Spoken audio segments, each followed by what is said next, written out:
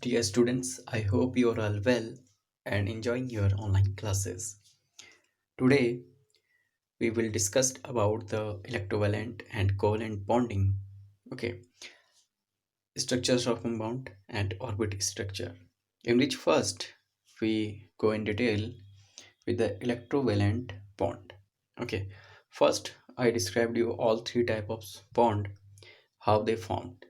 So electrovalent bond, also called as ionic bond, is formed by the transfer of one or more electrons from one to another. Okay, this type of bond formed by transfer of one or more, यानी कि एक या एक से अधिक electrons transfer होंगे इसमें. ठीक है. And covalent bond, these are formed by the mutual sharing of one, two, or three pairs of electron between two atoms. Okay, in covalent bond there must be mutual sharing. Okay, or in electrovalent bond only one atom will be transfer the electrons. This is the difference. In coordinate or dirty bond, this type of bond also involves the one-sided sharing of electrons. That is, the shared paired electrons is contributed by only one of the combining atoms. Okay, but here mainly coordinate bond also formed by the group of only one. Okay, involve one-sided sharing of electrons. Shared pair of electron contributed by only one of the combining atoms. Okay, so we read first about the electrovalent bond according to Cossel and Lewis concept. So first, definition and formation of electrovalent bond, how it is formed. Okay, it is formed by we know that complete transfer of one or more electrons from one atom to another. Okay, the combining atom should have a large electronegativity difference. So there one term comes that one must be electropositive and one must be electronegative. In, or you can say that some difference between, or not some, it's a huge difference between the electronegativity between these two atoms. By doing so, both the atoms achieve octets and get linked together by an attractive force called electrostatic force. Okay, due to the difference in their electronegativity, that's why when they've formed or joined together, okay, and by an attractive force, it is known as electrostatics force. The atom uh, which lose electrons, okay, which lose electrons is called electropositive atom. Okay, you have to know that which lose electron, electropositive, and the one which get electrons is called electronegative.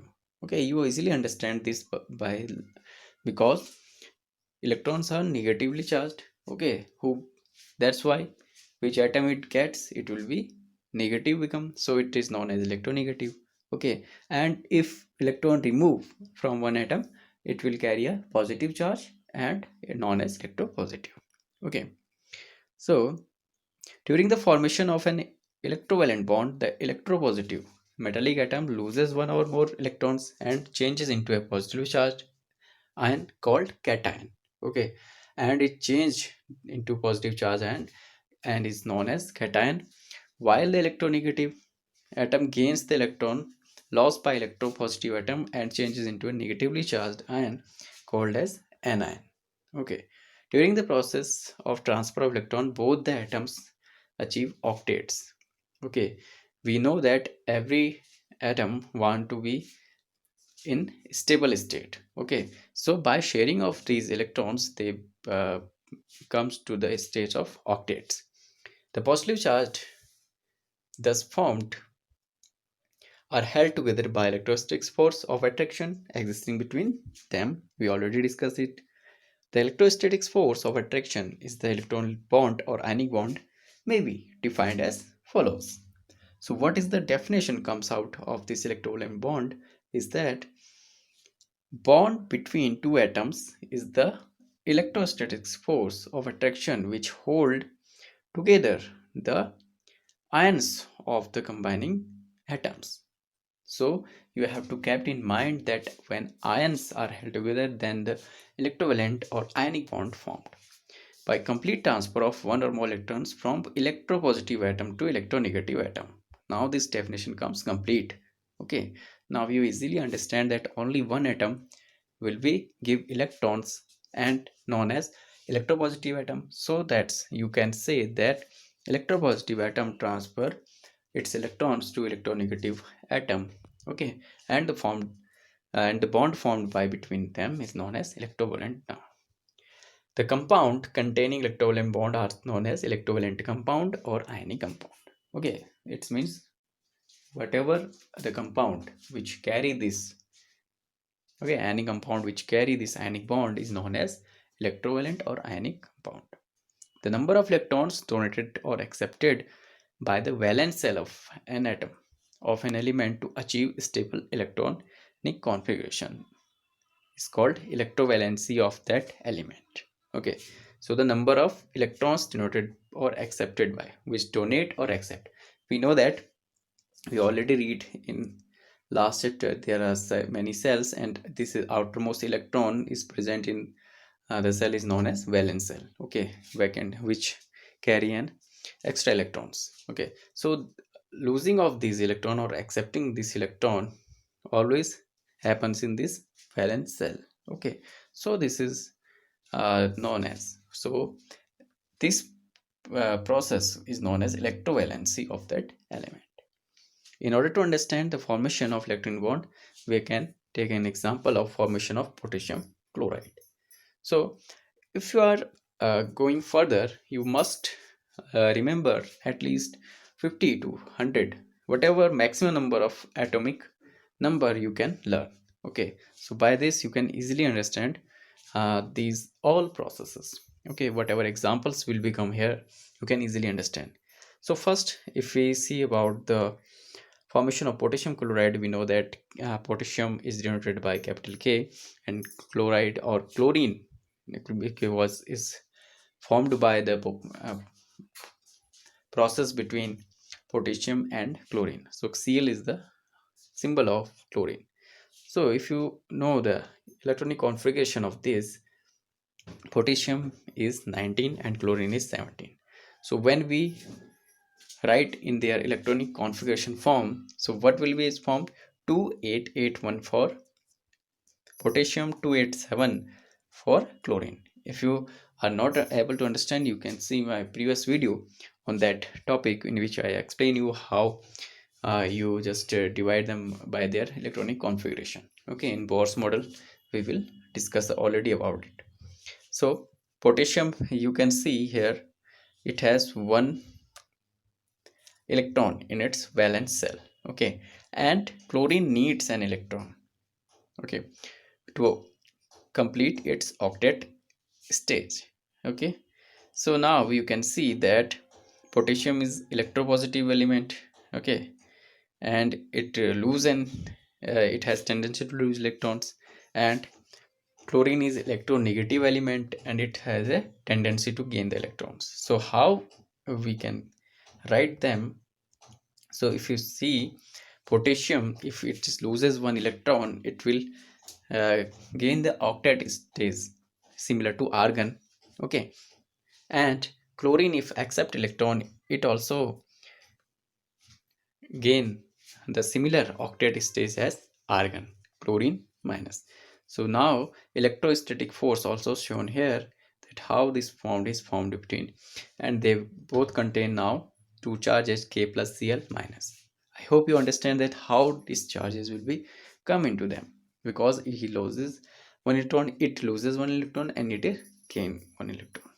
Okay, so one more interesting things now come, that Lewis structure or electron dot structures. Mainly in your exams may be asked about the electron dot structures also. Okay, so you have to make this. So you have to try to understand them very finely. So first, Jean Lewis, an American chemist, introduced a simple notation to denote the valence electron in an atom. These notations are called Lewis symbols or electron dot symbols. In these symbols, only the valence electron are shown as dots surrounding the symbol of the given element. For example, the Lewis symbol of some elements are as follows. So you can see, okay, hydrogen has one valence electron, so it is denoted by 1 dot. Helium has 2, it is denoted by 2. Like lithium has 1, okay. If you see there, lithium is 2 and 1, okay. If you we write its electronic configuration of lithium, it's 2 1, and 1 electron is vacant in valence shell, okay. So same for sodium, potassium, magnesium, okay. And if we come further, oxygen has 6 electrons, okay. Chlorine has 7, we already read here, so on, okay. So mainly valence electrons are shown by electron dot structures.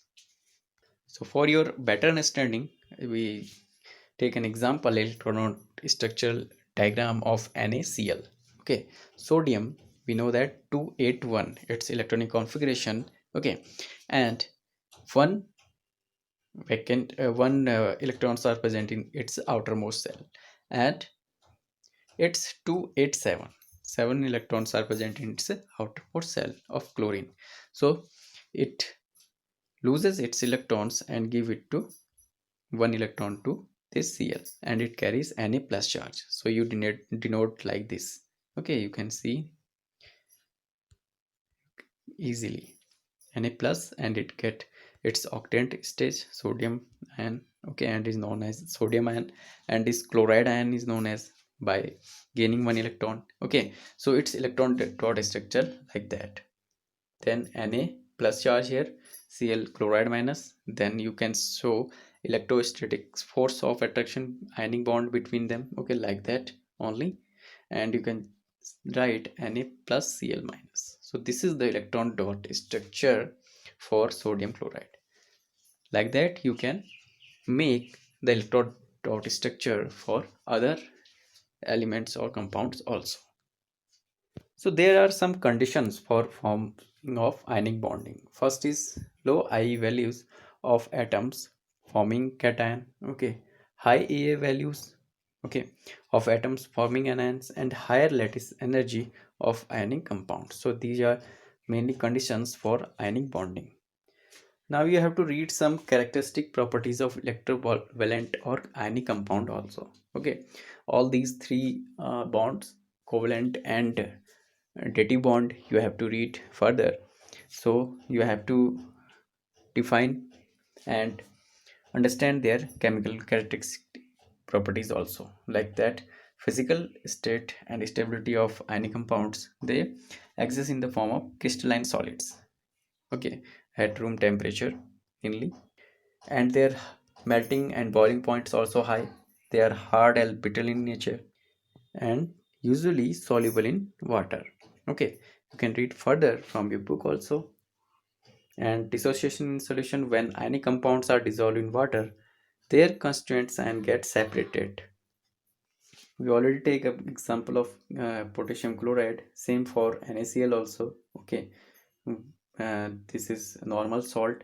When we put it into water, it dissociates into its ions. And electric, if we know about the electrical conductivity, thus ionic compounds are poor conductors of electricity in solid state, but are good conductors in fused states or dissolved states, okay. The ionic compounds are poor conductors of heat normally, but in dissolved state they are good conductors. Stereoisomerism, the ionic bond is neither rigid or non-directional, therefore the ionic compounds are unable to exhibit any type of stereoisomerism. If we talk about their ionic reactions, these reactions are called ionic reactions and are very fast or instantaneous, okay. They are, it means the reaction of ionic compounds involve the mutual attraction of ions. So I hope you understand the electrovalent bond, and if you have any confusion you can ask, okay. So you have to read about the covalent and dative bond. Thank you.